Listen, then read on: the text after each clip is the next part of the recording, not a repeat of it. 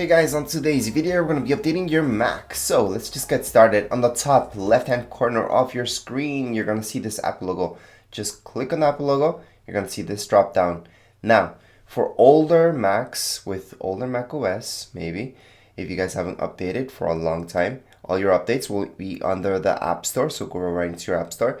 And for most of you that are almost up to date, under System Preferences. So let's just go up under System Preferences. Once you pull up System Preferences, on the left hand side, we will see Software Update as the very first option. Once we click there, we should see something like this. If we click on More Information, we're going to see exactly what we're going to get and what this requires. Every system update always requires a restart. And make sure to do a Time Machine backup before you do anything. Just going to cancel that for now.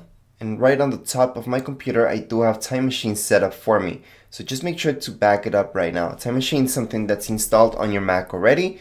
All you guys need is your external hard drive. It's always good to have that backup just in case something goes wrong. So for now, we're just going to click on Update Now.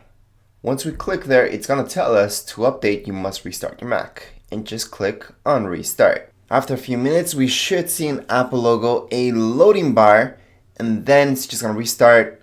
And here we go. It's all done.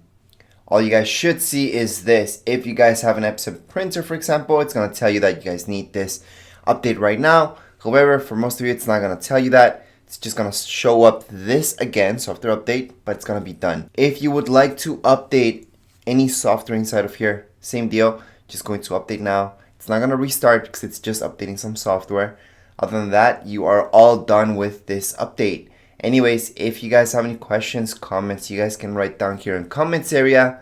Don't forget to subscribe and rate. Thank you.